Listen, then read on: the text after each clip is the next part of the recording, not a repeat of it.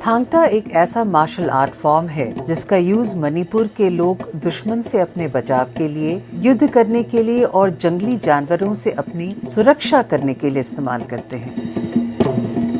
हजारों साल पहले मणिपुर के इतिहास में लगातार चलने वाली लड़ाइयों के कई किस्से मौजूद हैं। दो कबीलों के बीच की लड़ाई, तो कभी सीमा पार दुश्मनों से युद्ध। ऐसी सिचुएशन की वजह से मणिपुर में हर परिवार के कम से कम एक सदस्य, चाहे वो महिला हो या पुरुष, उसे थांगटा सीखना जरूरी था।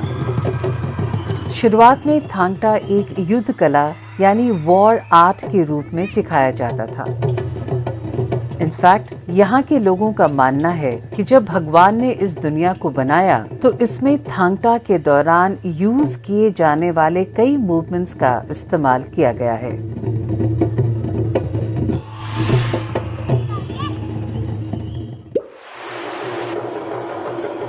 थांगटा, अब इसमें दो वर्ड्स हैं, ये तो आपको भी पता चल ही गया होगा। थांग का मतलब होता है तलवार और ता का मतलब होता है भाला।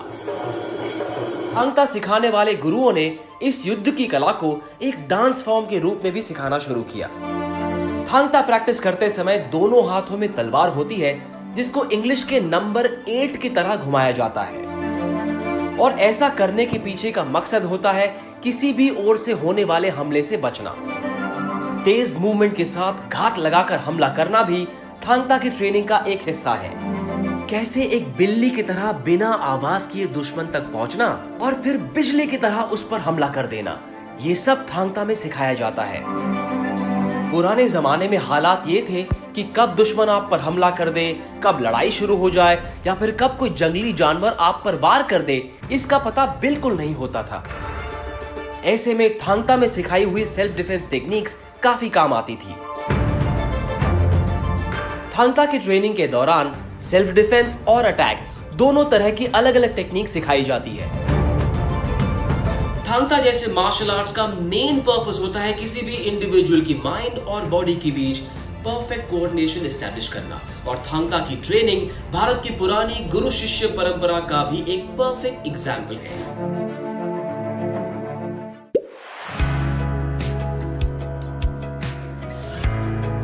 थांगटा की ट्रेनिंग के 3 पार्ट्स हैं। पहला है थांगटा फॉर वॉरफेयर, यानी युद्ध की तैयारियों के लिए ट्रेनिंग। दूसरा है थांगटा फॉर परफॉर्मेंस, यानी एक डांस फॉर्म की तरह की ट्रेनिंग। और तीसरा है ritualistic way of practicing Thangta. युद्ध की प्रैक्टिस शुरू करने से पहले शिष्य सबसे पहले अपने गुरु को प्रणाम करते हैं और फिर आकाश और धरती को नमन करते हैं। मजेदार बात तो यह है कि फाइट शुरू करने से पहले अपने ओपोनेंट का भी अभिनंदन किया जाता है ना कमाल की बात। थांगटा का बेसिक कॉन्सेप्ट ही सेल्फ डिफेंस का है। इसकी ट्रेनिंग में बिना मतलब अटैक करना नहीं सिखाया जाता। थांगटा आज एक ऐसा डांस फॉर्म बन गया है जिसमें ढोलक की थाप है, कदमों की आवाज है और तलवारों के टकराने की आवाज भी है। आज के समय में कई आर्टिस्ट थांगटा को एक करियर ऑप्शन की तरह भी ले रहे हैं और थांगटा परफॉर्म करके अपनी जीविका चला रहे हैं। ये कला डिसिप्लिन और डेडिकेशन सिखा के एक अच्छा इंसान बनने में भी मदद करती है।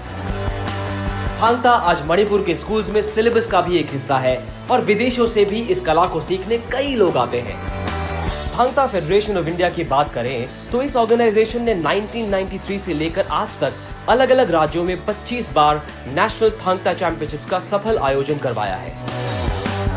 इसके अलावा 2001 से थांगटा फेडरेशन कप का आयोजन अलग अलग राज्यों में 8 बार और 2011 में इम्फाल में पहले वर्ल्ड थांगटा चैंपियनशिप्स का आयोजन भी थांगटा फेडरेशन ऑफ इंडिया ने करवाया।